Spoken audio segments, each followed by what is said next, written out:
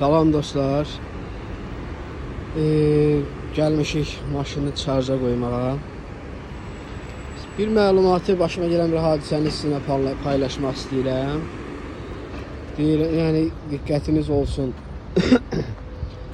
Məsələn, mən ilk gündən bu Heydər Əliyev sarayının yanında yerləşən Azərişığın stansiyalarında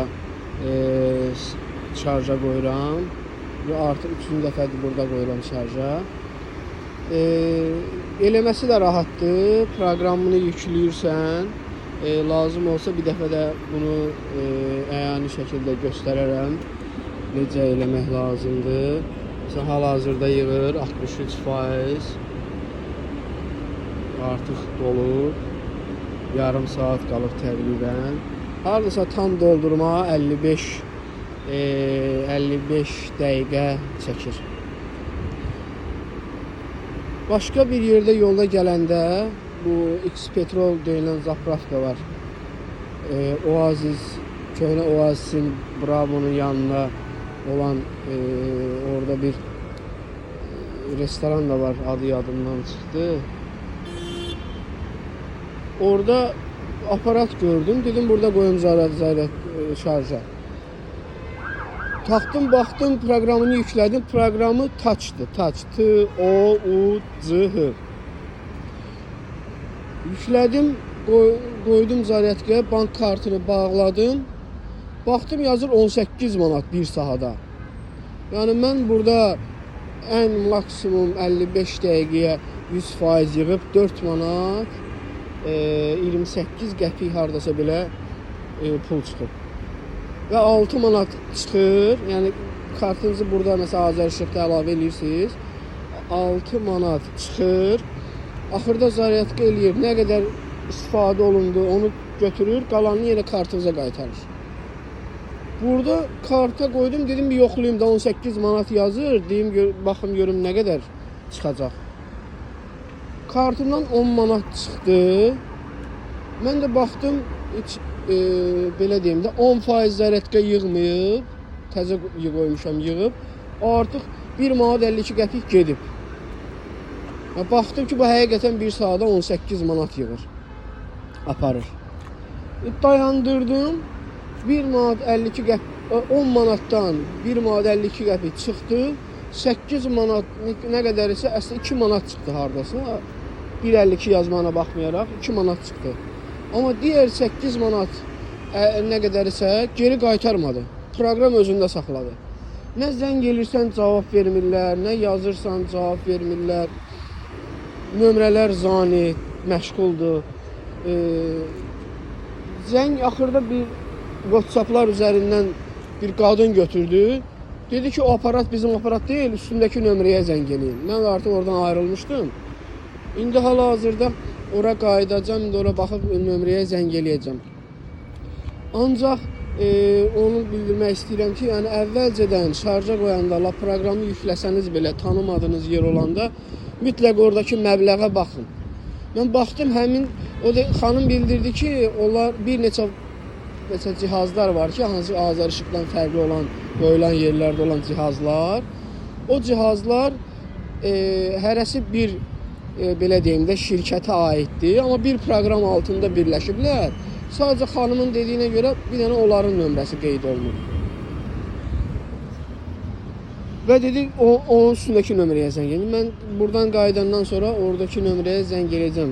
Amma yəni inanmıram ki o 8 manatı geri qaytararlar. Yəqin ki proqram tutub saxlayıb onu. Baxdım o proqram altında başqa bir yerdə də, yani bizim olduğumuz məkana yaxın Ayna Sultanov'da o bir marketin həyətində orada da şarj var. Baxdım orada 28 qəpik hesabatı götürür 1 kilovata.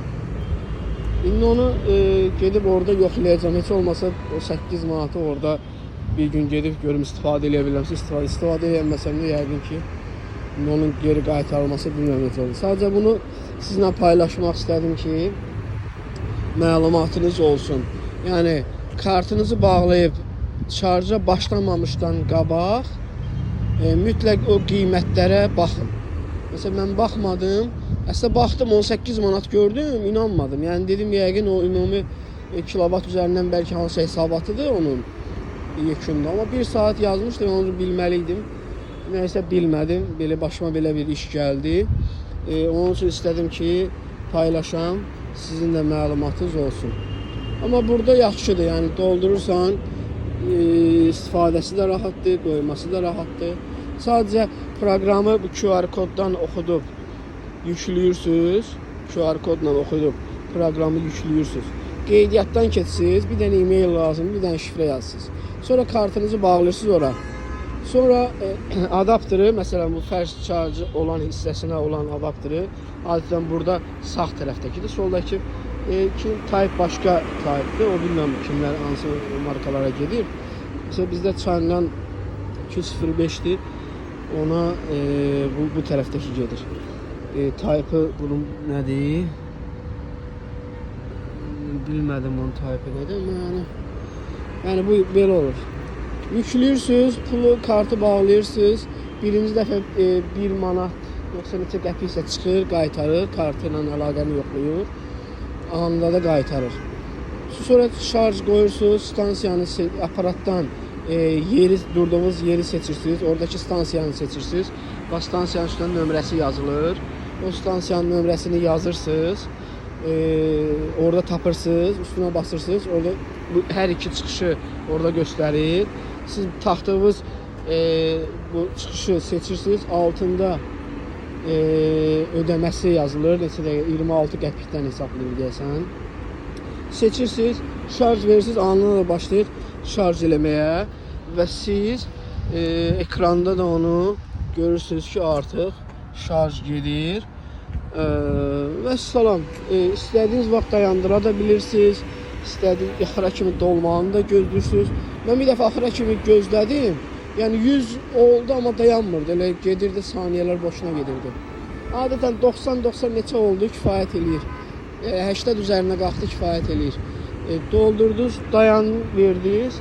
Artıq nə qədər işlətmisiniz? Həmin o 6 manatdan həmin pulu 2 manatdırsa, məsələn məndə bir dəfə yarım saat oldu. 2 manat nə qədər çıxdı, qalanını anında geri kartıma qaytardım.